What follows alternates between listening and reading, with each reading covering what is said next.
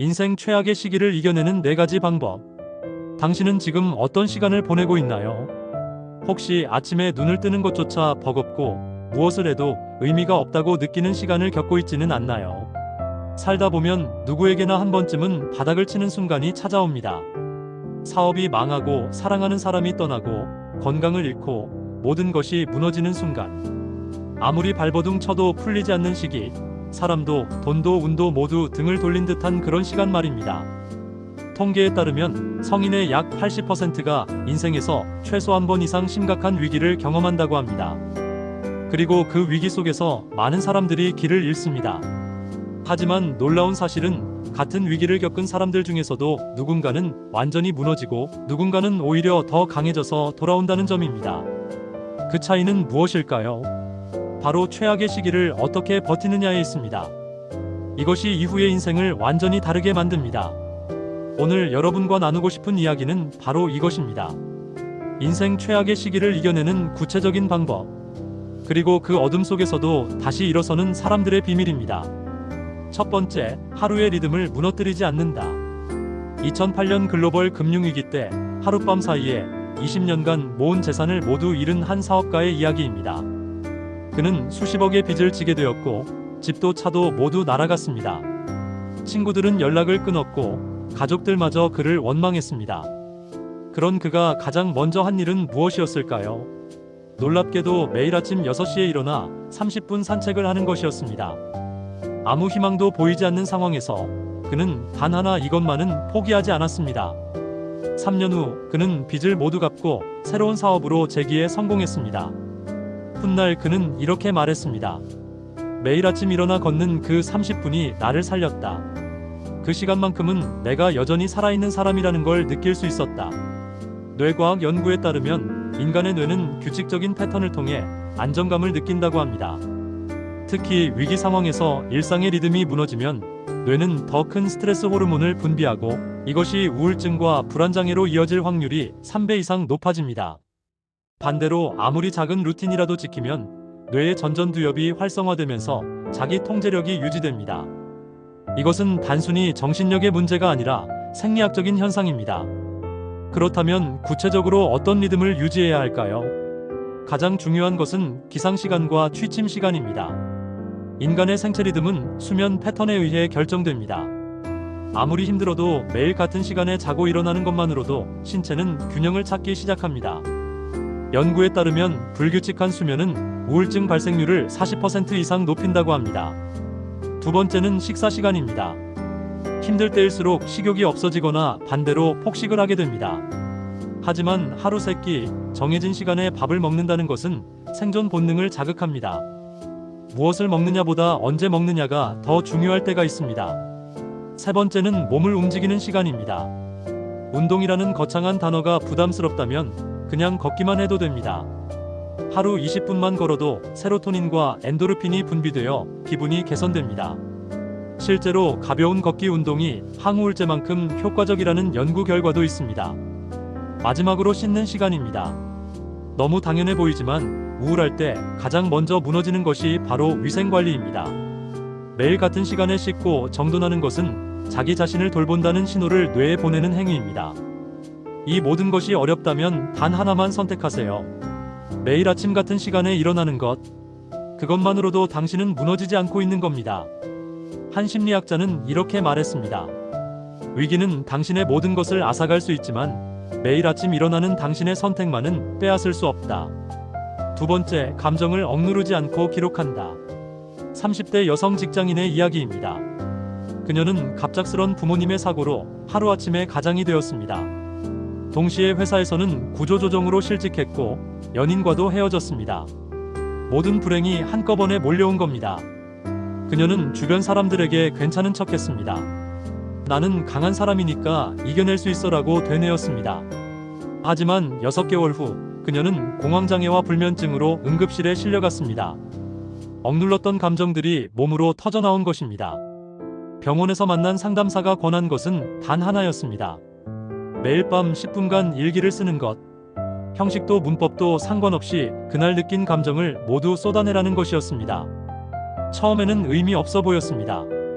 하지만 한 달, 두 달이 지나면서 놀라운 변화가 일어났습니다. 글을 쓰는 동안에는 복잡했던 감정들이 정리되었고 막막했던 생각들이 구체화되었습니다. 1년 후 그녀는 새 직장을 찾았고 감정을 건강하게 다루는 법을 배웠습니다. 텍사스 대학교의 30년간의 연구에 따르면 자신의 감정을 글로 쓰는 사람들은 그렇지 않은 사람들에 비해 면역력이 높아지고 병원 방문 횟수가 50% 감소했으며 스트레스 호르몬 수치가 현저히 낮아졌다고 합니다. 왜 글쓰기가 이런 효과를 낼까요? 인간의 뇌는 감정을 언어화하는 순간 편도체의 과잉 반응이 줄어듭니다. 즉, 막연한 불안이 구체적인 단어가 되는 순간 뇌는 그것을 통제 가능한 것으로 인식하기 시작합니다. 더 놀라운 것은 부정적인 감정을 기록하는 것이 긍정적인 것만 쓰는 것보다 훨씬 효과적이라는 점입니다. 억지로 긍정적으로 생각하려 하면 오히려 스트레스가 증가하지만 솔직하게 부정적 감정을 인정하고 쓰면 카타르시스 효과가 일어납니다. 그렇다면 어떻게 감정을 기록해야 할까요? 첫째, 매일 정해진 시간에 씁니다. 아침보다는 저녁이 좋습니다. 하루를 마무리하면서 쌓인 감정을 정리하는 시간으로 삼으세요. 10분이면 충분합니다. 둘째, 완벽한 문장이 아니어도 됩니다. 누가 볼 것도 아니니 맞춤법도 논리도 필요 없습니다. 단어만 나열해도 됩니다. 화남, 억울함, 눈물, 지침, 미래 없음 이런 식으로 써도 효과가 있습니다.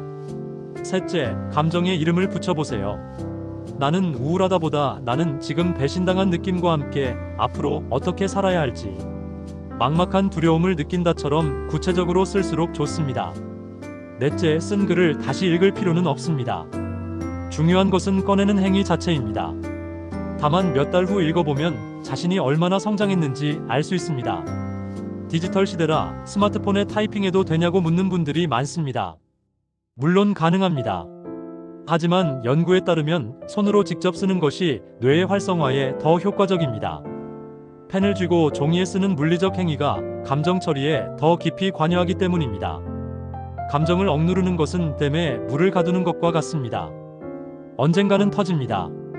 하지만 매일 조금씩 흘려보내면 댐은 무너지지 않습니다. 당신의 감정은 약함이 아니라 인간다움의 증거입니다. 그것을 글로 꺼내는 순간 마음의 짐은 조금씩 가벼워집니다. 세 번째, 최소한의 목표를 세운다. 40대 중반의 한 남성은 갑작스러운 암 진단을 받았습니다. 3기암. 의사는 생존율이 30%라고 말했습니다. 그는 모든 것을 포기하고 싶었습니다. 꿈꾸던 사업도, 준비하던 자격증도, 계획하던 여행도 모두 의미가 없어 보였습니다. 항암 치료가 시작되었습니다. 부작용으로 하루 종일 누워만 있었습니다. 그런 그에게 간호사가 물었습니다. 오늘 해낼 수 있는 딱 한 가지만 생각해 보세요. 뭐가 있을까요? 그는 생각했습니다. 침대에서 일어나 화장실까지 혼자 걷기. 그게 그날의 목표가 되었습니다. 그리고 그는 해냈습니다. 다음날 목표는 화장실까지 왕복 2번 걷기였습니다. 그 다음날은 복도 끝까지 걸어가기였습니다. 한 달 후에는 병원 정원 한 바퀴 돌기가 되었습니다. 6개월간의 치료 끝에 그는 완치 판정을 받았습니다. 의사도 놀랄 만큼 빠른 회복이었습니다. 그는 말했습니다. 매일 아주 작은 목표 하나씩을 이루는 것이 나를 살게 했다. 암을 이기겠다는 큰 목표는 너무 무거웠지만 오늘 10m 더 걷겠다는 목표는 해낼 수 있었다. 심리학에서는 이를 작은 성취의 원리라고 부릅니다. 인간의 뇌는 작은 성공을 경험할 때마다 도파민을 분비합니다. 이 도파민은 동기부여 시스템을 활성화하고 다음 행동을 하게 만드는 원동력이 됩니다. 반대로 너무 큰 목표를 세우면 뇌는 압도당하고 회피 반응을 보입니다. 특히 최악의 시기에는 에너지가 바닥난 상태이기 때문에 큰 목표는 독이 됩니다. 스탠퍼드 대학교의 행동과학연구소는 습관 형성에서 가장 중요한 것은 크기가 아니라 꾸준함이라고 밝혔습니다. 하루 2시간 운동을 일주일에 한 번 하는 것보다 하루 2분 운동을 매일 하는 것이 장기적으로 훨씬 효과적입니다. 그렇다면 최악의 시기에 어떤 목표를 세워야 할까요? 핵심은 한 가지입니다. 당신이 지금 상태에서 100% 해낼 수 있는 것, 아니 120% 해낼 수 있을 정도로 쉬운 것을 목표로 삼으세요. 예를 들어 봅시다. 책을 읽겠다는 목표가 아니라 책을 펴서 한 페이지만 읽기입니다.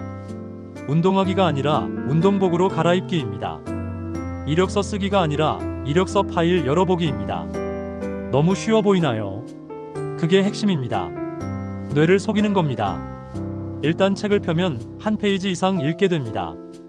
운동복을 입으면 밖에 나가고 싶어집니다. 이력서를 열면 한 줄이라도 쓰게 됩니다. 심리학자들은 이를 2분 규칙이라고 부릅니다. 어떤 행동이든 2분 안에 시작할 수 있는 단위로 쪼개면 실행 확률이 80% 이상 높아진다는 것입니다. 또 하나 중요한 것은 목표를 눈에 보이게 만드는 것입니다. 작은 종이에 오늘의 목표 하나를 적어 눈에 잘 띄는 곳에 붙이세요. 그리고 해냈을 때 체크하세요. 이 작은 체크 표시가 뇌에 성취감을 각인시킵니다. 한 달만 이렇게 해보세요. 30개의 작은 성취가 쌓이면 당신은 완전히 다른 사람이 되어 있을 겁니다. 나는 아무것도 못하는 사람이라는 생각은 사라지고 나는 매일 무언가를 해내는 사람이라는 정체성이 자리 잡습니다. 기억하세요. 큰 변화는 큰 결심에서 오지 않습니다. 작은 실행의 반복에서 옵니다. 오늘 당신이 할 수 있는 가장 작은 한 가지는 무엇인가요? 바로 그것부터 시작하세요. 네 번째, 믿을 수 있는 사람에게 기대어 본다. 50대 자영업자의 이야기입니다. 코로나19 팬데믹으로 20년 운영하던 식당이 문을 닫았습니다. 평생 모은 재산이 날아갔고 수억의 빚만 남았습니다. 그는 아무에게도 말하지 않았습니다. 가족에게도 친구에게도 혼자 끙끙 앓으며 버텼습니다. 어느 날 그는 한강 다리 위에 서 있었습니다. 더 이상 버틸 수 없었습니다. 그때 핸드폰이 울렸습니다. 20년 지기 친구였습니다. 야, 왜 요새 연락 안 돼? 밥 먹자. 그는 친구를 만났고 처음으로 모든 것을 털어놓았습니다. 울면서 이야기했습니다. 친구는 아무 말도 하지 않고 그냥 들어주었습니다. 그리고 말했습니다. 너 혼자 아니야. 내가 옆에 있잖아. 그날 이후 그의 인생이 바뀌었습니다. 친구는 작은 일자리를 소개해 주었고 다른 친구들도 모여 조금씩 돈을 보태 주었습니다.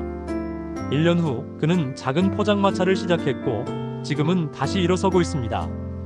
그는 말합니다. 그날 친구에게 말하지 않았다면 나는 지금 여기 없었을 거야. 혼자 버티는 게 강한 게 아니라 도움을 청할 수 있는 게 진짜 강한 거더라. 하버드 대학교의 80년간 추적 연구는 놀라운 결과를 보여줍니다. 인생의 행복과 건강을 결정하는 가장 중요한 요소는 돈도 명예도 아닌 인간관계의 질이라는 것입니다. 특히 위기 상황에서 의지할 수 있는 단 한 명의 관계가 있느냐 없느냐가 생존율을 결정합니다. 고립은 담배만큼 해롭다는 연구 결과도 있습니다. 사회적으로 고립된 사람은 그렇지 않은 사람에 비해 조기 사망 위험이 50% 높고 심장병 발생률이 29% 높으며 뇌졸중 위험이 32% 높습니다. 반대로 어려울 때 누군가에게 도움을 요청하고 받은 사람들은 회복 속도가 2배 이상 빠르고 우울증 발생률이 70% 낮으며 재기 성공률이 3배 높습니다. 왜 그럴까요? 인간은 본질적으로 사회적 동물입니다. 혼자 살아남도록 설계되지 않았습니다. 누군가와 연결되어 있다는 느낌 자체가 뇌에 안정감을 주고 스트레스 호르몬을 감소시키며 면역 체계를 강화합니다. 더 중요한 것은 다른 사람의 시각입니다. 위기 속에 있을 때 우리는 터널 시야에 갇힙니다. 출구가 보이지 않고 모든 것이 절망적으로 보입니다. 하지만 외부에서 보는 사람은 우리가 보지 못하는 가능성을 볼 수 있습니다. 그렇다면 어떻게 도움을 청해야 할까요? 첫째, 완벽한 척하지 마세요. 많은 사람들이 약해 보일까봐 도움을 청하지 못합니다. 하지만 진짜 약함은 도움을 청하지 못하는 것입니다. 취약함을 드러내는 것은 용기입니다. 둘째, 구체적으로 요청하세요. 도와줘라는 막연한 말보다 이번 주말에 이 시간만 내 이야기를 들어줄 수 있어가 훨씬 효과적입니다. 사람들은 도와주고 싶지만 어떻게 도와야 할지 모를 때가 많습니다. 셋째, 전문가의 도움을 받는 것을 두려워하지 마세요. 상담사, 심리치료사, 코치는 당신의 약함을 판단하지 않습니다. 오히려 객관적으로 상황을 보고 실질적인 해결책을 제시할 수 있습니다. 넷째, 온라인 커뮤니티도 큰 도움이 됩니다. 그 같은 어려움을 겪는 사람들과의 연결은 나만 이런 게 아니구나라는 안도감을 줍니다. 많은 사람들이 익명의 온라인 공간에서 처음으로 마음을 열었다고 합니다. 다섯째, 도움을 받은 후에는 반드시 감사를 표현하세요. 그리고 언젠가 당신이 다시 일어섰을 때 다른 누군가를 도와주세요. 이것이 인간관계의 선순환입니다. 한 가지 오해를 풀고 싶습니다. 도움을 청하는 것이 부담을 주는 게 아니냐는 생각. 사실 심리학 연구에 따르면 누군가에게 도움을 요청하면 오히려 그 사람과의 관계가 더 깊어집니다. 사람들은 자신이 누군가에게 도움을 줬을 때 더 큰 유대감을 느낍니다. 또한 당신이 도움을 청하는 것은 상대방에게 나는 당신을 신뢰한다는 메시지입니다. 이것은 관계에 대한 깊은 존중의 표현입니다. 기억하세요. 혼자 버티려다 더 깊은 나락으로 빠지는 것보다 손을 내밀어 누군가와 연결되는 것이 훨씬 현명한 선택입니다. 인간관계는 최악의 순간을 버티게 하는 가장 든든한 울타리입니다. 마지막으로 드리고 싶은 이야기.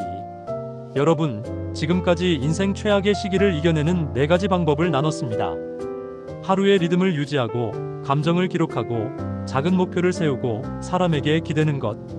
이 4가지는 어쩌면 너무 단순해 보일 수 있습니다. 하지만 역사를 보면 가장 위대한 회복은 모두 단순한 것에서 시작되었습니다. 빅터 프랭클은 나치 수용소에서도 매일 아침 세수하는 것으로 인간성을 지켰습니다. 헬렌 켈러는 매일 일기를 쓰며 절망을 희망으로 바꿨습니다. 넬슨 만델라는 27년의 감옥 생활 동안 작은 일과를 반복하며 미래를 준비했습니다. 당신의 최악이 얼마나 깊은지 저는 모릅니다. 하지만 한 가지는 확실히 말할 수 있습니다. 이 시간도 지나간다는 것. 그리고 어떻게 지나가느냐가 당신의 남은 인생을 결정한다는 것. 영국의 한 연구는 위기를 극복한 사람들을 20년간 추적했습니다.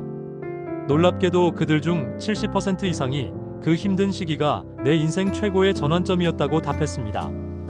위기는 당신을 무너뜨리기 위해 온 것이 아니라 더 강한 당신을 만들기 위해 온 것입니다. 지금 이 영상을 보고 있는 당신, 혹시 지금 바닥을 치고 있나요? 일어날 힘조차 없나요? 괜찮습니다. 바닥이라는 것은 더 이상 떨어질 곳이 없다는 뜻이고, 이제 유일한 방향은 위라는 뜻입니다. 오늘부터 시작하세요. 4가지 모두 할 필요 없습니다. 단 한 가지만 선택해서 해보세요. 매일 같은 시간에 일어나기. 오늘 느낀 감정 3줄 적기. 오늘 할 수 있는 가장 작은 일 하나 하기. 믿을 수 있는 사람 한 명에게 연락하기. 이 중 하나만 해도 당신은 이미 회복의 길에 들어선 겁니다. 10년 후 당신은 오늘을 돌아보며 말할 것입니다. 그때가 내 인생의 터닝 포인트였어. 그 어둠 속에서 나는 진짜 나를 발견했어. 포기하지 마세요. 당신은 생각보다 훨씬 강한 사람입니다. 그리고 당신은 혼자가 아닙니다. 여러분, 이 영상이 조금이라도 도움이 되셨다면 구독 버튼을 눌러주세요. 그리고 좋아요와 알림 설정도 부탁드립니다. 여러분의 작은 클릭 하나가 더 많은 사람들에게 희망을 전할 수 있습니다. 힘든 시간을 보내고 있는 누군가를 알고 계신다면 이 영상을 공유해주세요. 당신의 공유가 누군가의 인생을 바꿀 수 있습니다. 다음 영상에서도 여러분의 인생에 실질적으로 도움이 되는 이야기로 찾아뵙겠습니다. 지금까지 함께 해주셔서 정말 감사합니다. 당신의 내일이 오늘보다 나아지기를 진심으로 응원합니다. 여러분, 파이팅입니다.